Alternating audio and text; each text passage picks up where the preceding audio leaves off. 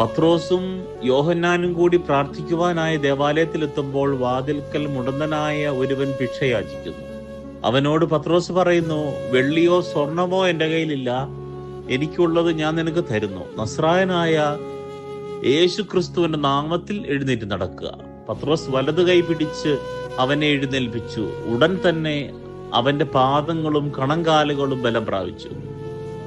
എനിക്ക് പങ്കുവയ്ക്കാനുള്ളത് ക്രിസ്തുവാണെങ്കിൽ ആരുമായും സങ്കോചമില്ലാതെ മുറുമുറുപ്പില്ലാതെ മുറിച്ചു നൽകാനായി സാധിക്കും.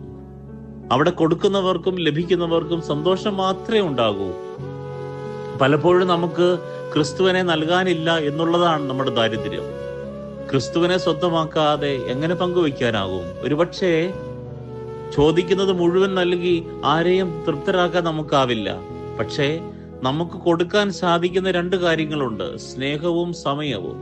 ഒരാളുമായി സമയം പങ്കുവയ്ക്കുമ്പോൾ നമ്മുടെ ജീവിതത്തിന്റെ ഒരു ഭാഗമാണ് അയാൾക്ക് നൽകുക. സ്നേഹം നൽകുമ്പോൾ ഉള്ളും, സമയം നൽകുമ്പോൾ ഉള്ളതും പങ്കുവയ്ക്കപ്പെടുന്നു. പത്രോസ് ക്രിസ്തുവിനെ നൽകി മുടന്തനെ നടത്തിയതുപോലെ എൻ്റെ ഉള്ളും എനിക്കുള്ളതും നൽകുമ്പോൾ ഞാൻ മറ്റുള്ളവരെ മുന്നോട്ട് നടക്കാൻ, യാത്ര തുടരാൻ, എണീറ്റ് നിൽക്കാൻ സഹായിക്കുകയാണ്. എനിക്ക് കൊടുക്കാനില്ലാത്തതിന്റെ പേരിൽ എൻ്റെ ചുറ്റുമുള്ളവരിൽ ആരും മുടന്തരാകാതിരിക്കട്ടെ.